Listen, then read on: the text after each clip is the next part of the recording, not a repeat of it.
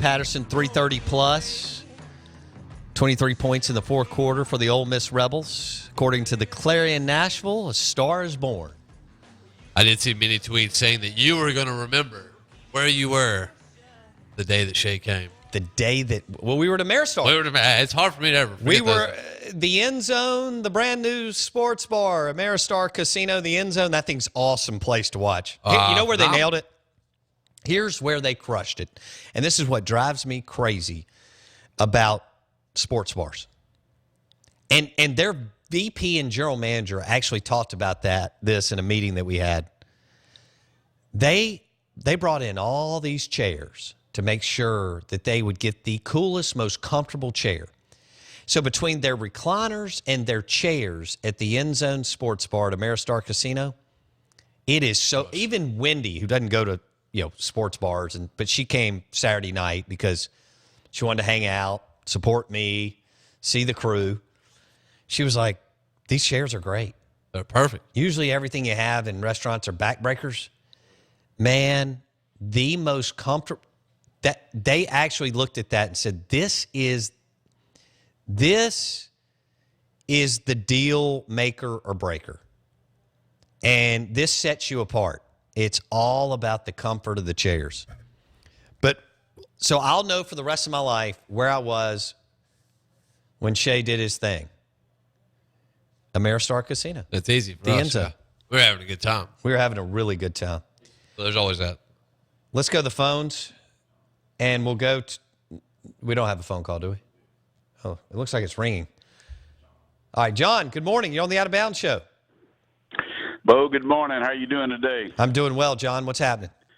I just want to tell you again how wonderful it was having you at the Gulfport Gridiron Club. I think everybody enjoyed your perspective, and I hope you had a good time yourself. I had a blast. Thank you so much.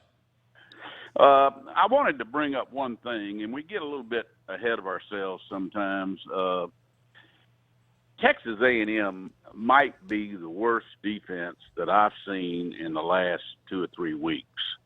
I realize that, and there's no question, Shea Patterson has a lot of talent. I was deeply impressed with him, but I also have to remember that Nick Fitzgerald had an absolute beast against them himself,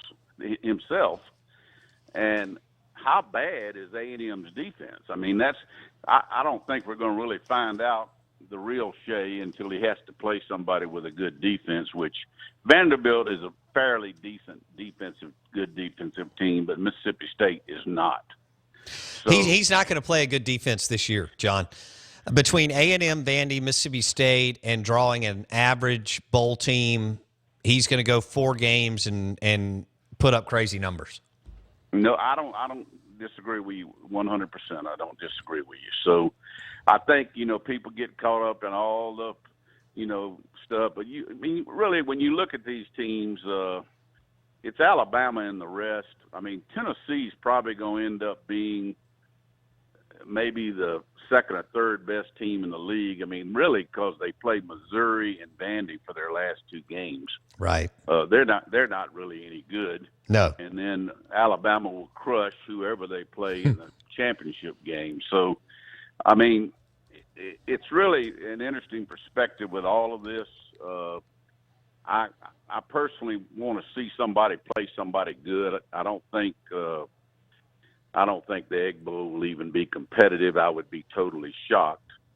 But at the same time, both of these teams have proven that they can lay an egg at any point in time. So, anyway, I just wanted to bring that out. I listened to all the people. I went to church yesterday and heard that Shea was the next Johnny Manziel. Well, he may or may not be. I hope he's not Johnny Manziel off the field, and I don't think he is from what I've heard. But, Ole Miss has got some deep, deep problems as well. I mean, Little handled Myles Garrett, but hell, Myles Garrett's playing on one leg. I mean, I don't even know why they're playing him. He can't move right now. So that brings up a whole other question on another day. What the hell has John Chavis done out there? No, that's a great question. Thanks for the call, John. And that's a great question. What is A&M doing on the defensive side of the football, guys? I mean, I understand underperforming. losing Myles Garrett, and you're right. Myles Garrett was hot. As Drew and I were discussing, there were some plays he wasn't even blitzing. No.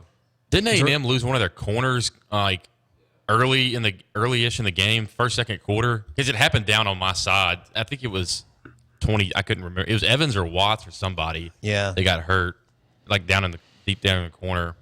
I wonder if that played a role late in the game. What are they going to do? Let's continue to scratch around on this. What are they going to do if they go 8-4?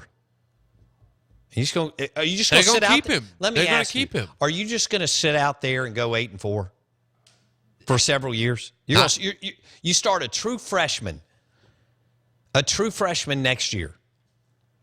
Who, is supposed to be good, but did you see Jake? Look, guys, if Shea Patterson would have played all 10 games this year, He would have had games. he like would have Eason. had games where he struggled. Yes. Just like Jacob Eason and Jalen Hurts. They all have. The only deal is Jalen Hurts games. He's allowed. He's allowed to make all these mistakes and throw it 6 yards away from Right. Calvin Ridley when he's wide open. I mean, I've seen it. Someone doesn't have the luxury to make coaching watched changes either because he's already made offensive and defensive coordinator Yeah, changes. this is it. I mean, he's got It's Mazzoni, he's yeah, got Chavis. that's that. They're throwing tons of dough at the two.